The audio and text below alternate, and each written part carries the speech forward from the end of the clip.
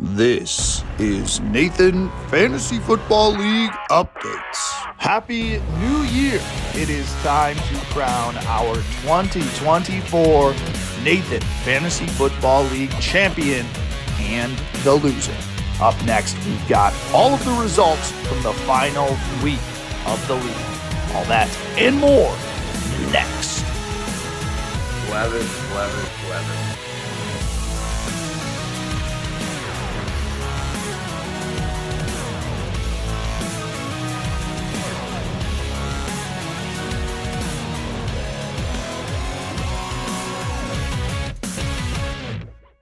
Nathan, Fantasy Football League Updates. Championship weekend is over.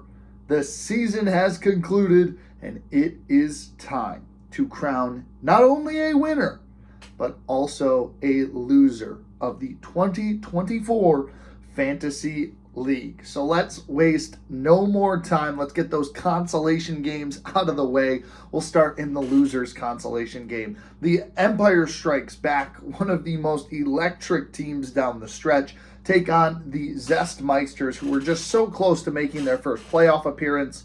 Well, the Empire Strikes Back stays on fire, downing the Zestmeisters 172 to 133. Wow, the Empire finished on such a good winning streak. You look at the numbers here. Jared Goff, 25, 34 for Baker Mayfield. Saquon chipped in 18. He didn't even get in the end zone, and he found 18 fantasy points. 17 from Jay Jettis, 22 from Puka Nacua. And how about the breakout rookie, Brian Thomas Jr. this season? He adds 23 as well. Tough 0, though, from Hunter Henry, and 8 from Brian Robinson Jr. Big miss off the bench for them. 10 points for Najee Harris. And then you flip over to the Zestmeisters. Well, Lamar Jackson gets you 29. Bryce Young, what a turnaround he had, 16 for him. And then 19 for George Kittle. The Ravens defense was the next best with 14, but Keenan Allen only got you 7 in that terrible Thursday night game. 8 from George Pickens, 8 from Nico Collins, 4 from Alexander Madison, and Kenny McIntosh only got you 4 as well. Big miss off the bench, Jalen Warren with 16, Cortland Sutton with 16, and Juwan Jennings also with 13. So the Zestmeisters end their, impressive season with a loss, and the Empire Strikes Back. Probably one of the most terrifying teams if they would have made it to the playoffs with how much their offense was scoring, but they fall, and they have a disappointing season, honestly, at 6-8 in a loser's bracket sweep. So maybe the Empire Strikes Back, comes back with a vengeance next year. They had some late half surges, just not enough to get there. So congratulations to both of those teams on not losing this season. We move to our other consolation game for the 5th and 6th place game. The Brisbane Bay Bandicoots take on the Ithaca Iguanas, and we had somebody join the 200 Club, the only member, an exclusive club this year for one member, and that was the Ithaca Iguanas, who win 218 to 140 over the Brisbane Bay Bandicoots. So congratulations to the Iguanas, who, despite falling short, same with the Bandicoots as the 2 top scoring teams, the Iguanas will finish 5th place this year. The Bandicoots will finish 6th place. Let's look at the numbers real quick. The Bandicoots, their quarterbacks played very mid. Kyler Murray gets 16. You get 14 from Jordan Love. 24 from Bijan, who turned out to be a great first-round pick for you. And Kyron Williams adds 16. 19 from Jamar Chase. But Devontae Adams gets you 9 and 0 from Brenton Strange. Smith and Jigba only got 6, really reeling from that terrible Thursday night game. And how about Cameron Dicker adding 17 fantasy points? Big miss off the bench, though. Malik Neighbors could have made this thing interesting. He had 36 on your bench, so probably should have played him instead of Smith and Jigba. Jacoby Myers even added 17, 13 from Tajay Spears, and even 12 from DeAndre Swift. Over on the Iguanas side, you got 36 from Joe Burrow, 15 from Joe Flacco is all right, 23 from the standout rookie Bucky Irving. T. Higgins added 40. Michael Pittman added 25, and Tyreek Hill added 19, while the Eagles defense added 20. No big miss off the bench. So the Iguanas finished their season in 5th place on a high note with a massive 200-point victory over the Brisbane Bay Bandicoots. Congratulations to those teams as well for an incredible offensive season. Both of those teams were very competitive all year long. So we're going to jump real quick to the 3rd place game before we announce our winners and losers of the season. We'll start with our 3rd place game. The Rocky River Rough Riders take on the Bay City Bunnies. To wrap things up with the podium, this one wasn't even close though, as the Rocky River Rough Riders absolutely blow out the Bay City Bunnies 140-99. Yikes. This one was all Rough Riders. The Bunnies had really nothing go their way. It started with CJ Stroud nabbing U6. CJ Stroud did not pan out this year as the first quarterback off the board.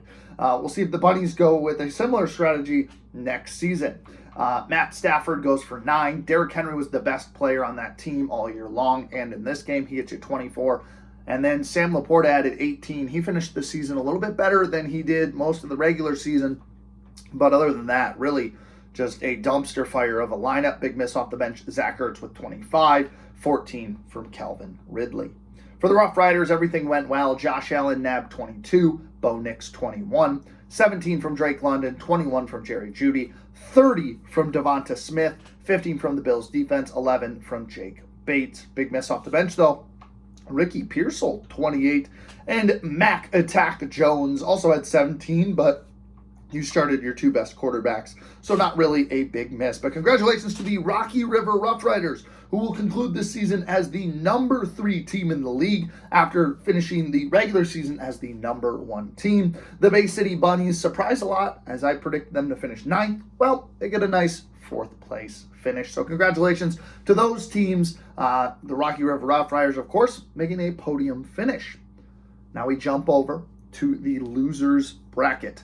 The losers game, the 10th and 9th place game. So the 2 worst teams record-wise, both 5 and 9, the Grand Rapids Groundhogs take on the double-managed Guantanamo Bay Flying Squirrels. We knew this one would be a good matchup, and this was probably the closest and best matchup of the entire playoff week, championship week, as really a 9-point game. The Groundhogs avoid the punishment as they win 125-116. So the Groundhogs will finish 9th, and the double-managed Guantanamo Bay Flying Squirrels will see both of their managers do the 70 hot dog in 7 days challenge. So enjoy a vlog possibly coming soon of both of those managers eating 70 hot dogs in the span of a week. Should be fun, but let's break this one down. You look at the Flying Squirrels, what went wrong? Caleb Williams, only 6 points. 24, though, from Justin Herbert. James Conner played like 3 drives and then was out for the rest of the game. He only nabbed 2. 20 from Amonra, 18 from Jordan Addison, and 10 from Jason Sanders. Big miss off the bench, though, that would have helped you win this one. Xavier Worthy, 22. Lad McConkey, 29. Jalen McMillan, 23. And even J.K. Dobbins with 15 would have been helpful to winning this one. You look at the Grand Rapids Groundhogs, though. How about Jaden Daniels finishing out an impressive rookie year? What a pick that was for the Groundhogs. 31 fantasy points. Sam Darnold, also a great waiver wire pickup. 24 from him. Marvin Harrison added 15, and Jonnu Smith added 11. But, boy, Ramondre Stevenson only 0.1. Cooper Kupp only 3. And 5 from Devon Achane. Big miss off the bench, Travis Kelce with 22, and Wan'Dale Robinson adding 18. Amari Cooper also chipping in 14. So congratulations, Grand Rapids Groundhogs. I know it was a disappointing season for both these squads, but 9th place finish, you avoid the punishment. The Guantanamo Bay Flying Squirrels, unfortunately, you will end as the 10 seed, and we'll be doing the technically 7 days, 140 hot dogs between 2 managers. So expect something with that coming soon. But, congratulations to the Groundhogs for avoiding the punishment. So now we go to the final game of the season, the championship game, a rematch from 2023, where the Michigan Avengers take on the Bowling Green Cave Shrimp. The Cave Shrimp have been to 3 out of the last 4 championships. They have finished second in the last 2, so trying to break that curse. And for the Michigan Avengers, trying to be the first team with 2 championships and to go back-to-back. So, how'd this one go down? Well, let's just say revenge is so sweet. The Bowling Green Cave Shrimp are this year's champions. The 2024 champions go to the Bowling Green Cave Shrimp. We break the curses, and now we've got the hardware to show it. The 2024 champions, a well-fought season for the Bowling Green Cave Shrimp, and we could not be more ecstatic as they win 170 to 124. Let's break this one down. The Michigan Avengers, they had a great start to this week. I mean, Patrick Mahomes puts up 26, and Jahmyr Gibbs adds 26, Mike Evans adds 29, and on 2 catches, Mark Andrews gets 14 with a 67-yard catch and a 1-yard catch for a touchdown. You get some great output, though. Like we mentioned, 29 from Mike Evans, 26 from Jahmyr Gibbs. What really hurt was only 0.48 from Aaron Rodgers, 6 from your first-round pick, Breece Hall. DJ Moore, only 12 and 7 from DK Metcalf. Big miss off the bench. Would have been helpful. Not really. Nobody off that bench was going to really make a difference in this one. You look to Bowling Green, though. Brock Purdy, a 30 bomb on Monday Night Football. Russell Wilson gets me 17. Jonathan Taylor, my first-round pick, shows up in the final 2 weeks of the playoffs. He drops 27 in this one. A little disappointing from Josh Jacobs, though, only 10 for him. Garrett Wilson, 17. Khalil Shakir, disappointing with 5. And Trey McBride, 30 fantasy points. He finally gets into the end zone, and he drops 30. Couldn't be more happier for that guy. And this team, the big miss off the bench for the Cave Shrimp, 24 from J-Mo, but it didn't matter because Trey McBride, Jonathan Taylor, Brock Purdy, Garrett Wilson showed up when it mattered. I am so proud of this team, and we're bringing home the hardware for the first time ever.